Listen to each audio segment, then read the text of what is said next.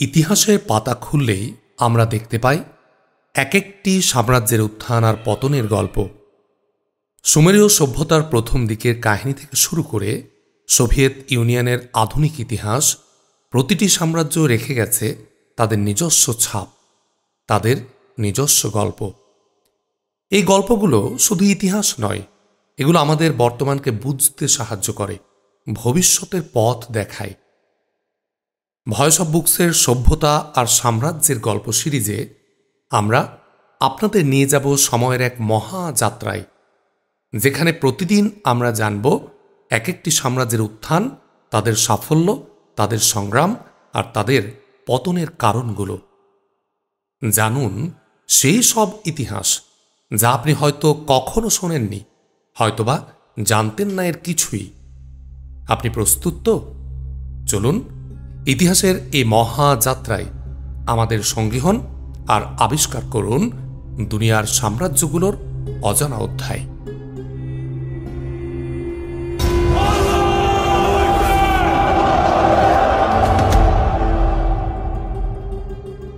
Iberian উপদ্বীপের বুকে বহু শতাব্দী ধরে এক গভীর ক্ষত দগদগ করছিল। মুসলিম শাসনের অধীনে থাকা আল আন্দালুস, যা প্রায় ৮০০ বছর ধরে এই ভূমিকে সমৃদ্ধ রেখেছিল জ্ঞান, বিজ্ঞান আর স্থাপত্যের আলোয়, তা খ্রিস্টান রাজ্যগুলোর কাছে ছিল এক মানসিক ক্ষত। ছোট ছোট খণ্ডে বিভক্ত খ্রিস্টান রাজত্বগুলো তখন সংস্কৃতি আর সভ্যতায় মুসলিমদের চেয়ে পিছিয়ে ছিল। কিন্তু সময় বদলাতে শুরু করল। একাদশ থেকে দ্বাদশ শতকে খ্রিস্টান অঞ্চলগুলোতে যেন এক নতুন প্রাণের সঞ্চার হল। ধর্মীয় জাগরণ আর জনসংখ্যা বৃদ্ধি তাদের সামরিক শক্তিকে বাড়িয়ে তুলল।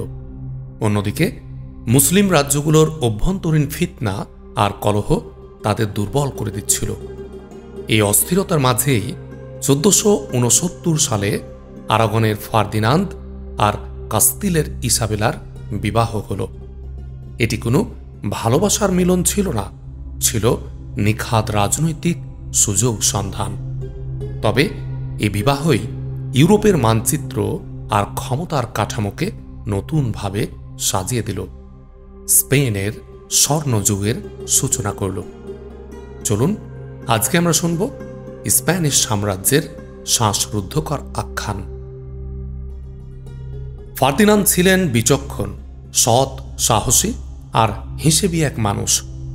তার প্রবল আবেগ থাকলেও রাজত্বের গুরু দায়িত্ব তাকে শিখিয়েছিল কিভাবে সে আবেগ গোপন করে এক শীতল দুর্ভেদ্য মুখোশ ধারণ করতে হয়। অন্যদিকে ইসাবেলা ছিলেন এক বিরল নারী শাসক। পুরুষতান্ত্রিক সমাজে তার ক্ষমতা টিকিয়ে রাখার জন্য ফার্দিনান্দের মতো একজন শক্তিশালী সঙ্গীর প্রয়োজন ছিল। তিনি তার পুরুষ আত্মীয়দের প্রতিশ্রুতির উপর নির্ভর না করতে শিখেছিলেন এবং তাদের অংশীদারিত্ব ভালোবাসা না হলেও ছিল অত্যন্ত কার্যকর। যুদ্ধের ময়দানে ফার্দিনান্দ সৈন্য পরিচালনা করতেন আর ইসাবেলা রসদ ও প্রশাসনিক দিক সামলাতেন। তাদের এই সম্মিলিত সংকল্প স্প্যানিশ খ্রিস্ট ধর্মকে নির্মমভাবে প্রচারের পথ খুলে দিল। ১৪৯২ সাল এক ঐতিহাসিক বছর। এই বছরই গ্রানাডার পতন হল। ইবেরিয়ান উপদ্বীপ থেকে মুসলিম শাসনের অবসান ঘটল। শেষ হল শতাব্দীর পর শতাব্দী ধরে চলা রিকনকুইস্তা। এই বিজয় স্পেনকে খ্রিস্টান শাসনের অধীনে একতাবদ্ধ করল এবং নতুন দিগন্ত জয়ের জন্য তাদের সম্পদ ও সামরিক শক্তিকে মুক্ত করল। ১৪৯২ সাল কলম্বাসের জন্য এক সৌভাগ্যজনক সময় ছিল। ওসমানীয় সাম্রাজ্য এবং অন্যান্য ইসলামিক রাষ্ট্রগুলো তখন সিল্ক রোড বরাবর স্থল ও সমুদ্রপথ কার্যকরভাবে বন্ধ করে দেয়। ফলে ইউরোপীয় দেশগুলো সোনা, মশলা, ভেষজ ও ঔষধের জন্য এশিয়াতে নতুন পথের সন্ধান শুরু করে। ইসলামী রাষ্ট্রগুলো দ্বারা ঐতিহ্যবাহী বাণিজ্য পথ বন্ধ করে দেওয়া এক অর্থনৈতিক বাধ্যবাধকতা তৈরি করে, যা ক্যাথলিক সম্রাটদের ধর্মীয় উন্মাদনা এবং কলম্বাসের ব্যক্তিগত উচ্চাকাঙ্ক্ষার সাথে মিশে অন্বেষণের এক অপ্রতিরোধ্য শক্তি তৈরি করে। এপ্রিল ১৪৯২ সালে স্পেন তার প্রথম অভিযানের অর্থায়নে সম্মত হয়। কলম্বাস 17টি জাহাজ নিয়ে দ্বিতীয় সমুদ্রযাত্রা 1493-1496 শুরু করেন। লা ইসাবেলা বর্তমান ডমিনিকান রিপাবলিক প্রতিষ্ঠা করেন, যা নতুন বিশ্বের প্রথম ইউরোপীয় শহর। এই যাত্রা স্পেনের খ্রিস্টান ধর্ম প্রচারের প্রচেষ্টার সূচনা। আমেরিকা থেকে বিপুল পরিমাণ সোনা ও রূপা স্পেনে আসতে শুরু করল, যা স্পেনের অর্থনীতিকে প্রাথমিকভাবে চাঙ্গা করে তুলল এবং ইউরোপীয় বাণিজ্যের কেন্দ্রে পরিণত করল। কিন্তু এই সম্পদ ছিল এক ছদ্মবেশী আশীর্বাদ, এক অপ্রত্যাশিত সম্পদের অভিশাপ। মূল্যবান ধাতুর এই বিশাল প্রবাহ স্প্যানিশ অর্থনীতিতে তীব্র মুদ্রাস্ফীতি এবং হাইপার ইনফ্লেশন সৃষ্টি করে। 1500 থেকে 1600 সালের মধ্যে দাম প্রায় 250 গুণ বেড়ে যায়। এই ডাচ ডিজিজ প্রভাব স্পেনের বাণিজ্যযোগ্য শিল্পকে ইউরোপে কম প্রতিযোগিতামূলক করে তুলল। আমদানি বাড়ল আর রপ্তানি কমল।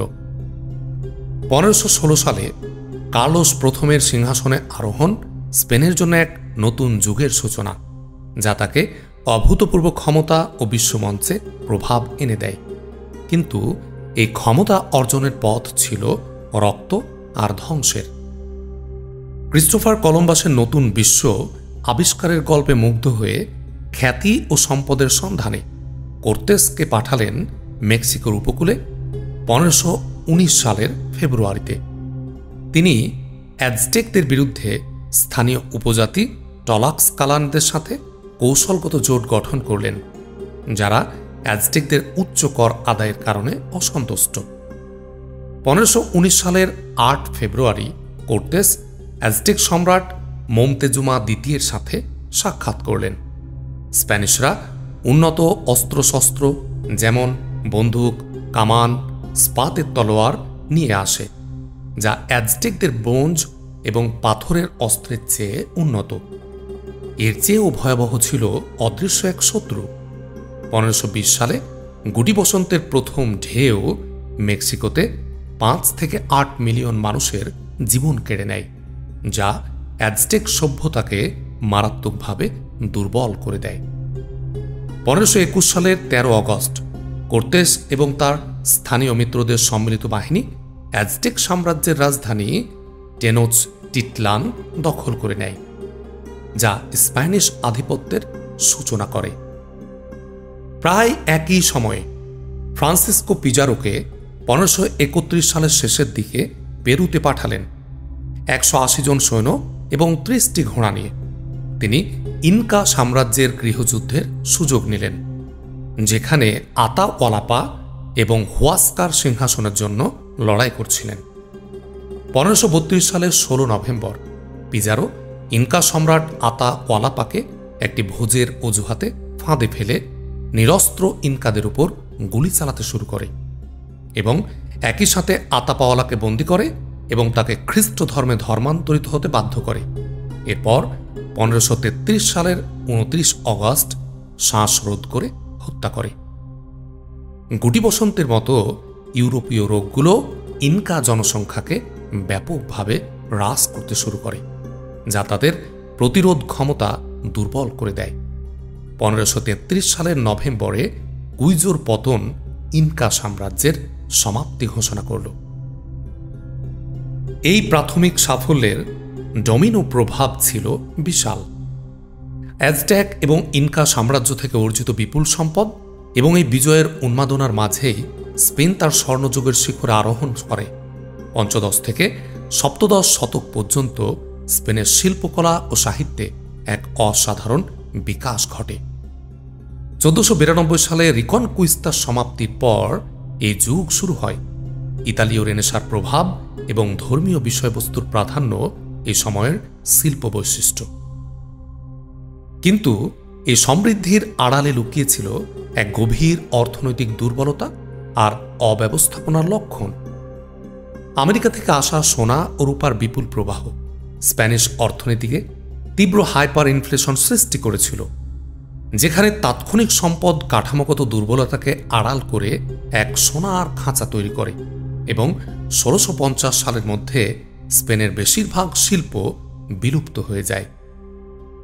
1598 থেকে 1602 সালের প্লেগ কাস্তিলে প্রায় 5 লক্ষ মানুষের জীবন কেড়ে নেয়, যা মোট জনসংখ্যাকে 5.8 মিলিয়ন থেকে 6.5 মিলিয়নে নামিয়ে নিয়ে আসে।